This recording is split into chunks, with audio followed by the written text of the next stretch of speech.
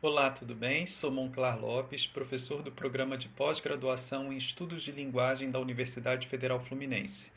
Você está assistindo ao primeiro vídeo da série Primeiros Passos. Nesta série, tenho como meta divulgar, de forma breve e objetiva, alguns conceitos básicos em linguística funcional centrada no uso. Neste vídeo, vou responder à pergunta: o que é linguística funcional? Vamos lá? Bem, segundo a professora Maria Angélica Furtado da Cunha, da Universidade Federal do Rio Grande do Norte, o funcionalismo é uma corrente linguística que, em oposição ao estruturalismo e ao gerativismo, se preocupa em estudar a relação entre a estrutura gramatical das línguas e os diferentes contextos comunicativos em que elas são usadas. Como sabemos, o estruturalismo e o gerativismo se caracterizam como uma perspectiva formalista da linguagem, que deixam o uso fora do escopo da ciência linguística. Para Saussure, no estruturalismo, importa a linguística descrever a langue, isto é, as regras de combinação e seleção, mas não a parole, ou seja, os usos sociais particulares de cada indivíduo. Daí surge sua famosa analogia da língua ao jogo de xadrez. Para jogar, você deve conhecer as regras do jogo, mas não necessariamente as jogadas individuais de cada jogador. De maneira análoga, Chomsky, na busca da realidade psicológica das línguas, busca descrever a competência e não a performance.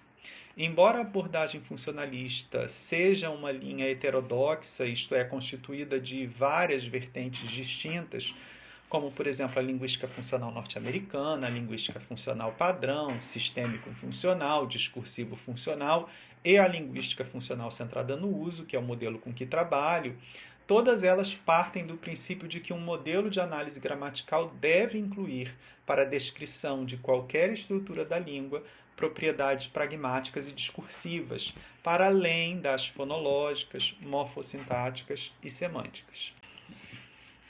Como uma primeira evidência da importância dessas propriedades para a configuração da gramática, a professora Maria Angélica Furtado da Cunha cita dois exemplos. A. Você é desonesto. B. Desonesto é você.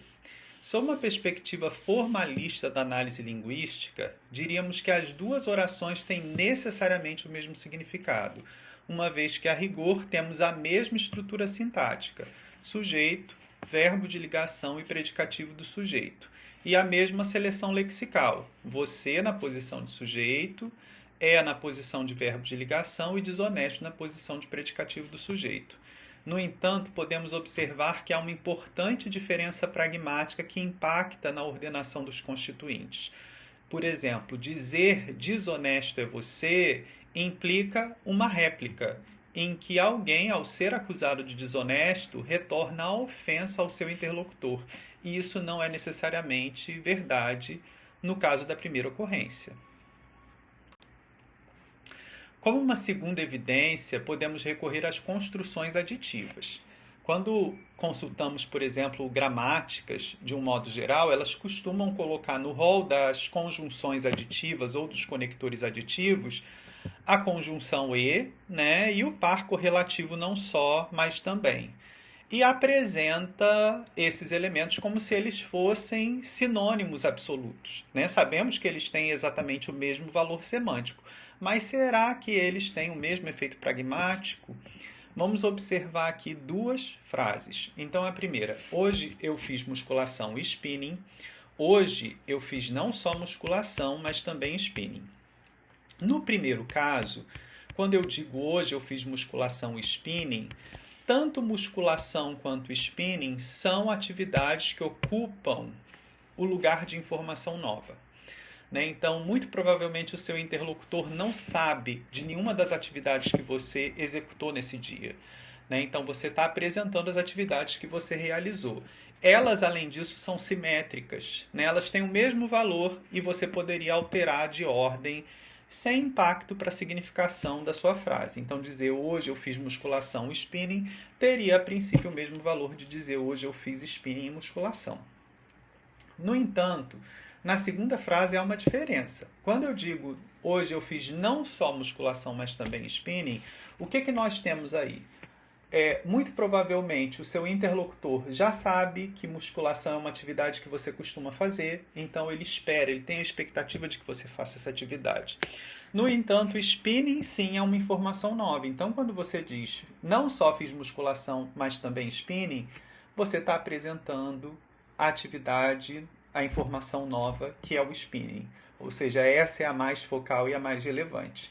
Então, essas atividades elas se colocam de maneira assimétrica e se você inverter a ordem, elas também apresentam uma mudança de significado.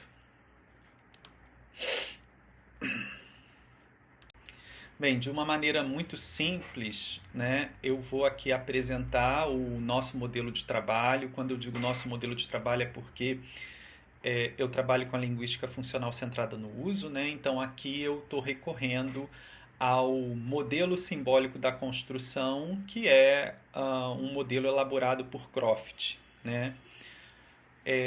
Eu gostaria de ressaltar, no entanto, que eu não vou explorar o conceito de construção nesse vídeo, mas esta representação ela é boa para a gente entender que numa análise funcionalista a gente sempre vai descrever forma, por exemplo, porque a gente faz muita descrição da sintaxe, mas é uma descrição da sintaxe que não pode ser a forma por si mesma. Ela precisa considerar as questões relativas ao polo funcional, que compreende então as questões semânticas, pragmáticas e discursivas, né? Então, por exemplo, quando a gente fez essa diferença do e não só, mas também, né?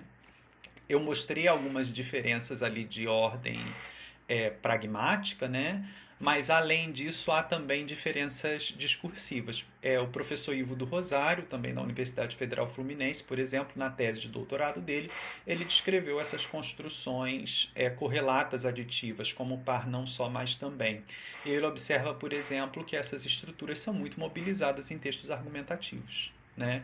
Então, elas estão ali mais a serviço da argumentação. Então, eu posso analisar aqui propriedades mais relacionadas ao padrão discursivo, por exemplo, né? Então, essas coisas importam muito para uma descrição funcionalista, né? Dito isso, temos um princípio básico funcionalista, né, que é um princípio que a gente acha na obra de Dubois.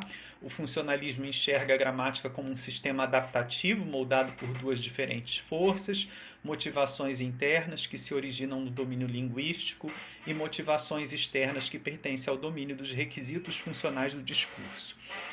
Uma outra questão também, né, que nos leva a analisar essas propriedades discursivas e pragmáticas é a gente ver o impacto dessas propriedades na alteração, nos processos de mudança linguística, né? Porque a língua ela não está pronta, ela não está acabada, então novas construções, novos usos emergem diariamente motivados por questões de ordem de expressividade e informatividade.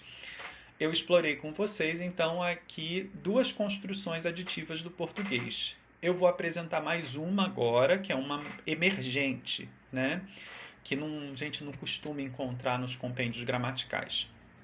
Só que antes de tratar exatamente desse uso, eu preciso fazer uma breve revisão dos usos da preposição sem quando introduz uma oração subordinada adverbial no português. O que as gramáticas dizem a respeito dessa estrutura?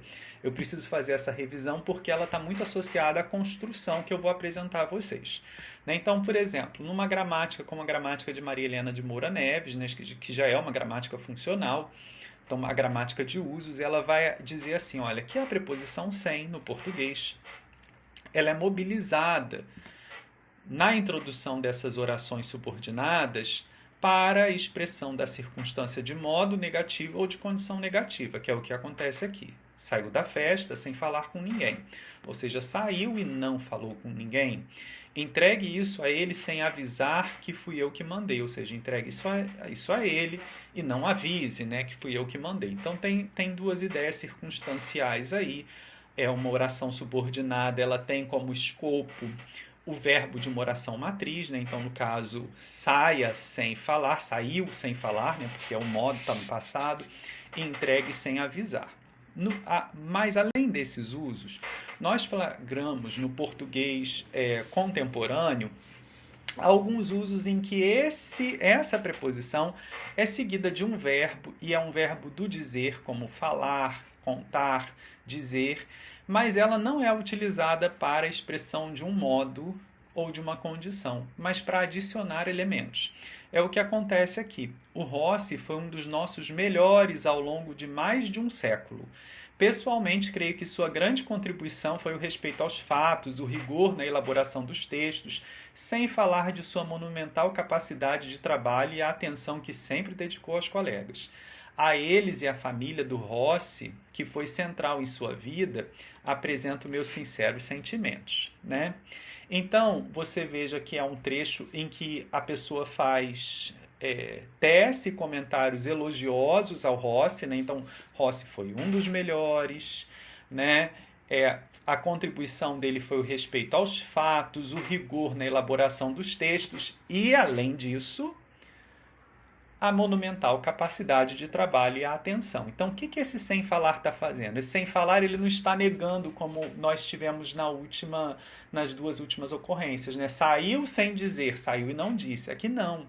Aqui esse sem falar está sendo mobilizado para acrescentar informações novas, muito semelhante a uma estrutura comum além disso. Então, o que a gente está começando a observar? Que a gente tem uma estrutura, né, que tipicamente ela não seria mobilizada para uma noção de adição, ela foi recrutada, reinterpretada para essa função na língua. Então, o funcionalismo vai buscar explicar essas emergências, né, esses novos usos na língua. E não só de descrever, olha, aqui tem um novo uso, um uso diferenciado, mas a gente também busca descrever as motivações, o que leva a esse tipo de mudança. No entanto, eu não tenho como explorar nesse vídeo que tem o objetivo de ser curto as questões de ordem de motivação, mas pretendo sim explorar isso ao longo da série de vídeos, né? Aqui eu estou dizendo, né, que esse sem falar, né, essa também é uma característica cara ao funcionalismo, quando a gente tem esse processo de reinterpretação e recategorização, sobretudo nessas construções complexas porque elas são formadas de mais de um elemento, a gente vê perda de traços composicionais. Isso significa perda de traços de significado. Então, sem, né, é uma preposição que normalmente tem uma noção de ausência e negação. Esse sentido ele se apresenta de maneira esmaecida. Por que se apresenta de maneira esmaecida? Porque você precisa trazer uma noção de adição. Então, você vê que a noção de ausência, negação, ela está relativamente apagada aqui, né? Mas apesar disso eu também chamo a atenção que não é como necessariamente um além disso, né? Embora faça adição, porque a gente ainda tem sem falar, embora ele estabeleça conexão, o falar ainda tem muitas propriedades de verbo. Então você vai dizer que sua monumental capacidade ainda é um argumento de falar, de alguma maneira. Mesmo que seja um argumento adverbial, né? Um adverbial de assunto ou referência. Então, os últimos apontamentos para fechar esse vídeo, só para fechar as ideias principais, saber que o funcionalismo é um modelo de descrição gramatical que sempre, então, em caixa alta, né, para chamar a atenção do sempre, incorpora o componente pragmático e o discursivo em suas análises, além dos fonológicos, morfológicos e morfossintáticos e semânticos.